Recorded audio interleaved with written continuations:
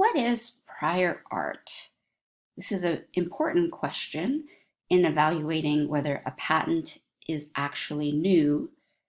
So, figuring it out is obviously important. And as you might have guessed, prior art isn't art that you would see in a museum, but rather art in terms of technical material that could preclude patentability. Now, we're going to talk about 102A and B under the pre-AIA, the majority of patents that are litigated these days, those filed before March 2013. The first question is when the prior art existed. Now, it's slightly different for 102A anticipation versus 102B statutory bar. For 102A, we're looking at a time before the applicant invented. So anytime before the applicant invented and by others.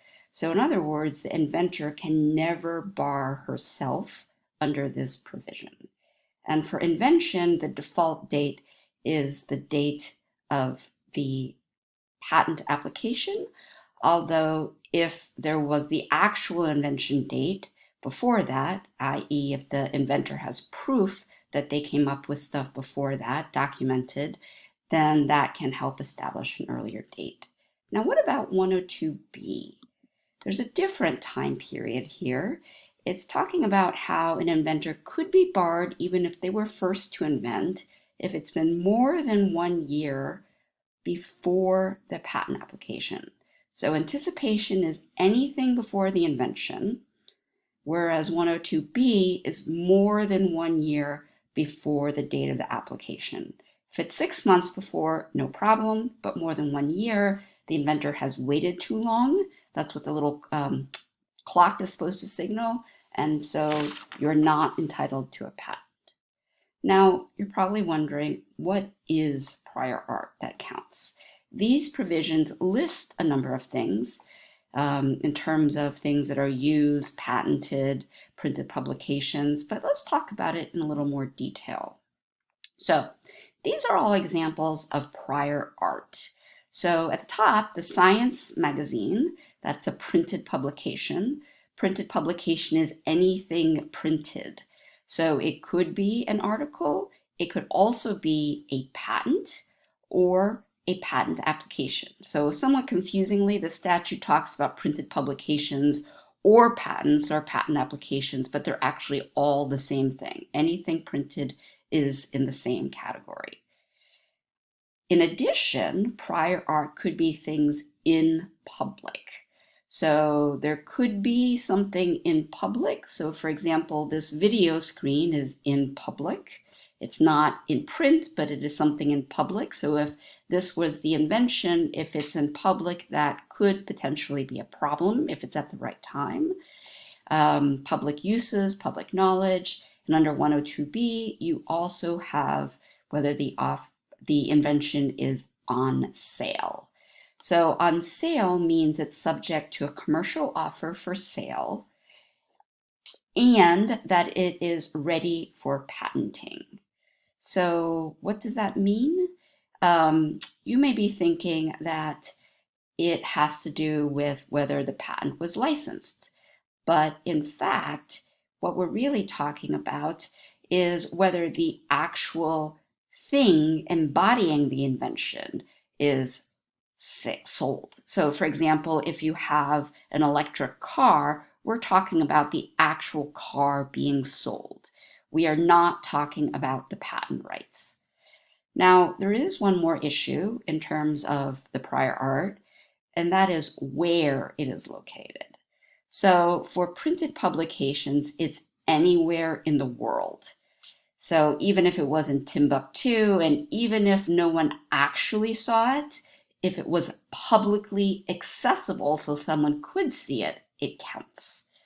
On the other hand, for things in public use, it's in the US only. So if it's US, it counts. If it's somewhere else, it doesn't count. Importantly, we're talking about pre-AIA. Under the newer patent law, public uses anywhere count. Now there is an additional wrinkle. So for things that are on sale, remember we said that it doesn't count if it is not the actual product. So what that should tell you is that licensing the patent rights, an assignment, does not count as the invention on sale. Why? Because we're talking about public things that make the invention in the public possession. And one more thing, for any kind of public activity, whether it's on sale, public use, public knowledge, we never count it as actually public if it's actually experimental use. So this is an issue that doesn't apply to printed publications at all. Rather, it's something that negates what otherwise would be public use if it seems that the inventor is actually tweaking the invention to make it better, as opposed to experimenting to maximize its commercial potential.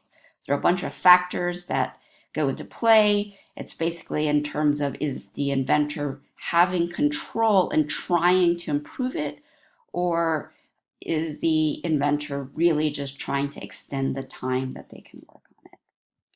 Now, one more issue in terms of printed publication as prior art. These are all, again, examples of publications.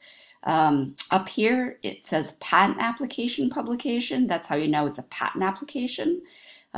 Whereas this is the first page of an actual patent once it's issued, although there is also a similar document that looks like this, just says patent instead of patent application. You can also have articles, poster presentations, or even something on the web. Now, when looking at printed publications, you need to consider what the effective date is. So this is the date that it was publicly available, not the date it was written. Now, we mentioned before that it could be a patent. So things are a little tricky for patents versus patent applications. For a patent, the effective date is the date it was issued. That is the date it's public. But for a patent application, the effective date is not the filing date. Why not? Because the date of filing, it's still secret. For a patent application, its effective date is its publication date. So up here, it says the date it's published. Now be careful, because if you have a patent as prior art, you are looking at the patent's date, not the patent application date. Now, it's true that there's some similarities, but always be careful which one you're looking at as prior art, because that changes the date. In addition, for all printed publications, everything here, the disclosure is a little bit tricky. So for such printed publications, it only counts as prior art if it enables someone to make the invention. So in other words, it's not enough that the publication has all the elements, it also has to enable. So one way to think about this is that some things that would technically be publications, like lay newspapers, are probably unlikely to enable, because that would have to be all the details that someone of skill in the art would need to make it. And usually that level of detail is not something that most of the public is interested in. So printed publications, but not things in public, like public uses, need to be enabled. If you're wondering why, it's because something that's on sale or in the public, it could be inspected. So you don't have to tell people verbally, it's already out there. So hopefully that helps you understand and evaluate prior art.